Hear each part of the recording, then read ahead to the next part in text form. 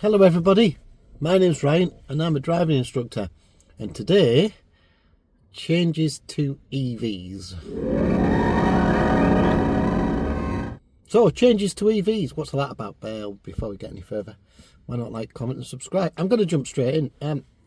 There's been a load of stuff in the news. I'm going to clarify everything of all the changes in 2025 to new car purchases from the 1st of April 2025.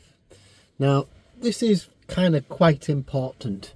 This is probably the point where it's going to make or break the UK car industry pretty much. And yesterday, as I'm filming this on a Tuesday, Donald Trump got signed in and abandoned the Paris climate change agreement, which basically means that America can now pollute as much as they want because they don't give a flying. Yes, I'll beep that. You probably already heard it. So, right, what's happening? Well, I wrote it down because I tried to print it out and I couldn't do it. I don't know why. I don't know. I don't ask. It's been very complicated. Right, first of all, I like EVs. I like how fast they are, I like how they comfort, and I like all the gear in them, even though you can get them in conventional internal combustion engine cars like mine. So you can still get stop start, you still get auto stop, lane assist, auto everything, and pretty much that whole system of lane assist, adaptive cruise control, pedestrian safety, stop start, auto drive, everything. Like this mythical level 3 auto drive thing that follows sat-navs has been available for quite some time now, but every car's got to have it from the 1st of April. Now, will that put the price of the cars up? Probably, yeah, probably. But then, shouldn't the manufacturers just integrated this stuff in their cars anyway? Yeah, probably should have done. But this is where it gets interesting. So, from the 1st of April, 22% of all new cars have to be an EV and 10% of all vans. If they're not compliant, then they get fined per vehicle at 15 grand. I don't quite understand how that works. So if you sell 100 cars and 22 of them are electric, you don't have to pay. But if you sell 21, then you have to pay. You're not going to sell 100 cars, of course. But if you sell 21, then those 21 cars, you're going to fine people for not buying electric cars. What happens if people don't want to buy them? This is the consensus. This electric version of this car was literally same mileage, same year, same everything.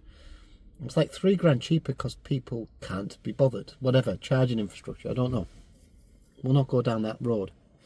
I'm not a fan, let's say, but the system is broken. And it probably needs to change, and the government are changing it. So look, the government are changing it.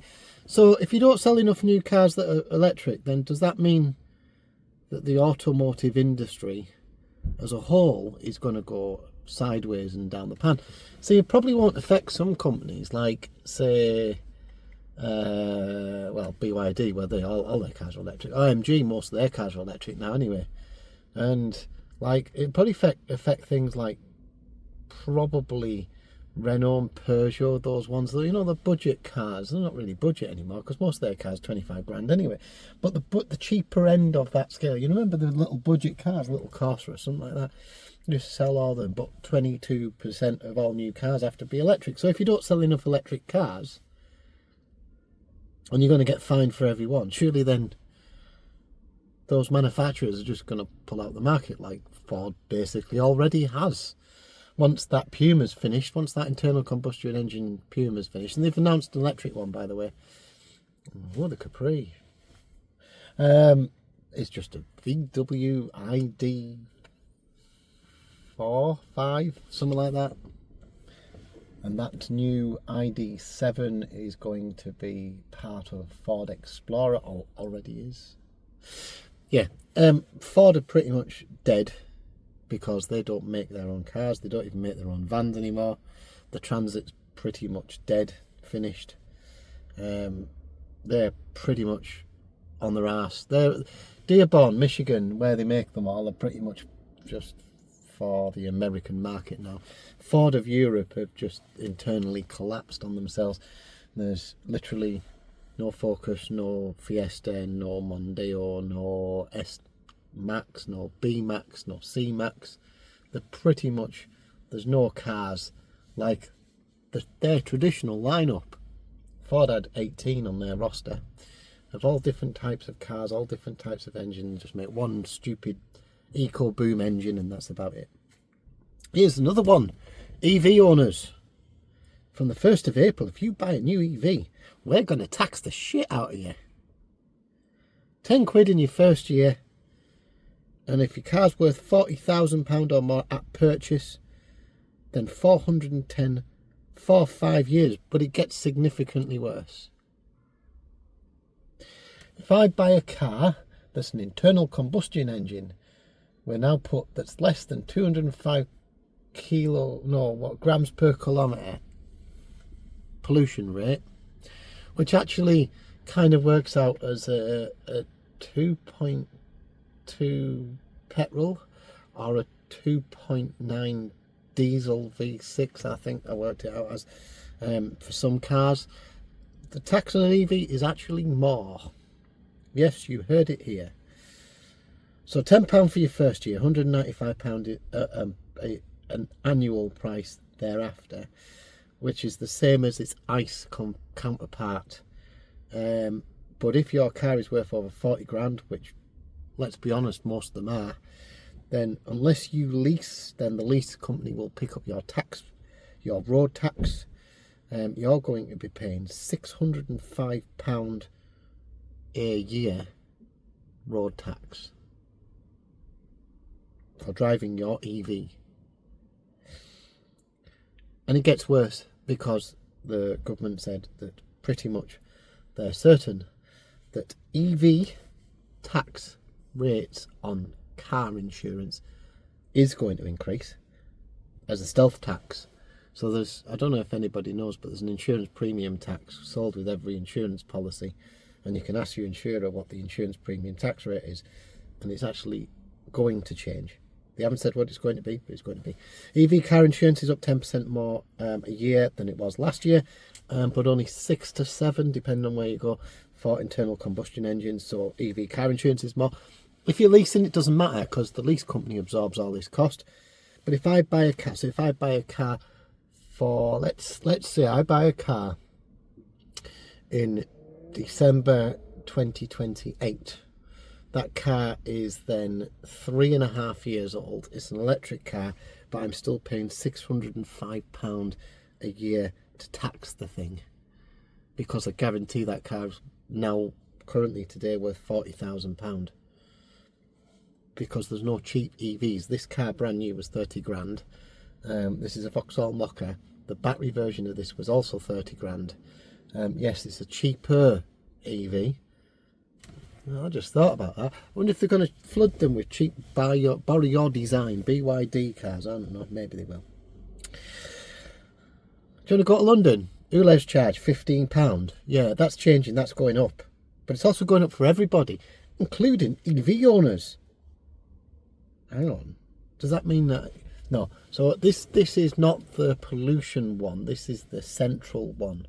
This is the one where the actual congestion charge in central London is £15. The ULEZ fully expanded all the way out to the edge of the borough one, that one's only if your car is over a certain age and is not Euro 5 compliant. Company car tax rises, so if you've got a company car, then the tax goes up on that as well, and if you're an EV, you get double whammied with that. So I've worked it out that technically it's probably better to run a diesel. Can you get a diesel Passat still? I don't know. Can you? All right, and let's say a BMW 3 Series. Why not? Or a 5. Or an X3. It's probably cheaper to run than an EV. Keyboard, no. Like if you're public charging, rapid public charging on a potentially every third day basis.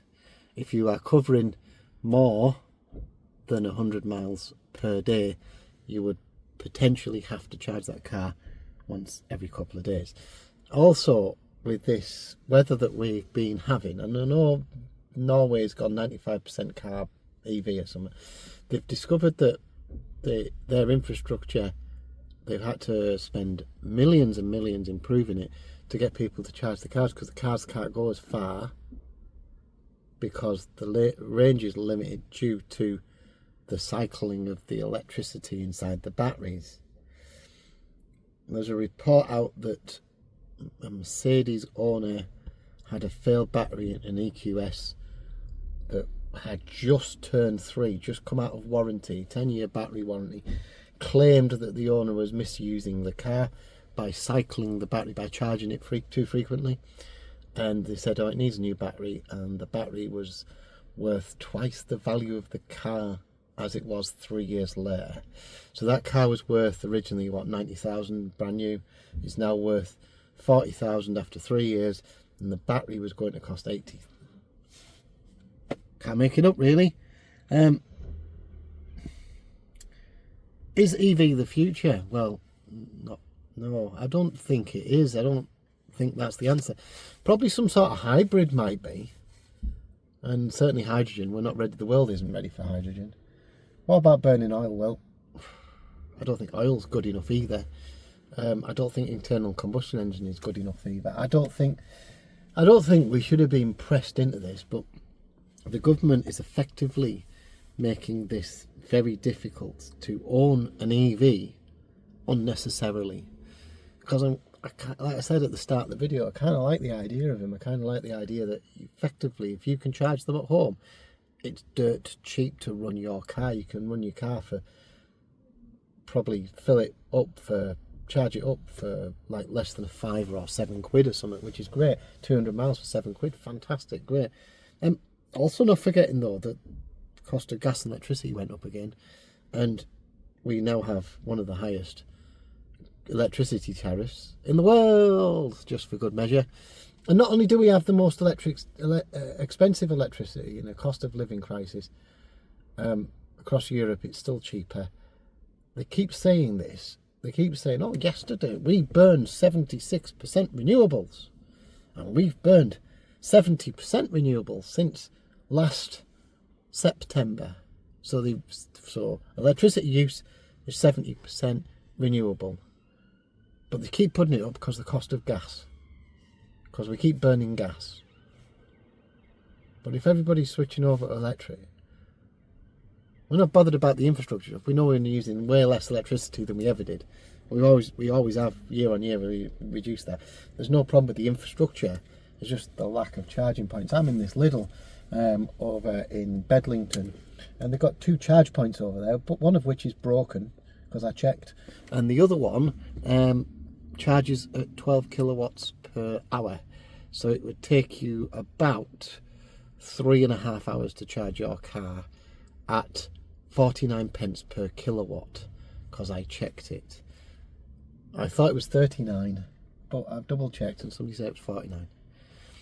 It only becomes economical if the charging rate is 54p per kilowatt or less. That's the current cost of versus petrol in my car, roughly 54p. So it is cheaper to charge electricity here, but it's fractions. It's like I might as well go and stick 30 quid in my car than charging for £25 to fill up your car with electricity. Yes. Now you might think, oh, he's just another EV batteries. I'm not bashing them. I'm just saying these are the facts. Do you want to pay £605 car tax every year if your car is valued over 40 grand? And people can argue, oh, but the ICE car will. Yes, of course the ICE car will. But I thought the point of it was to promote EVs. If people start pulling out the market, we're not going to have any cars at all. Let alone ones that cost £605 a year to tax. That's phenomenal. I thought like some of them were pretty bad, but yeah. Plus the car insurance, plus everything else. So, guess my valued opinion is, what do you do? I don't know. Somebody can answer in the comments. Now, don't bash the EVs. It's not what it's about. It's about understanding the market, and do these, as the government potentially screwed the market. I think they have. I think they've made a rod for their own back, and I think it's going to come back to them. And I think it might make, in 4 or 5 years' time, not yet, you'll be coming back to this video, of saying, yeah, actually, they did collapse the market way back in 2025 when they started putting massive tax bills and everything. Interesting. If you're watching this through the week, enjoy your week. If you're watching at the weekend, enjoy your weekend.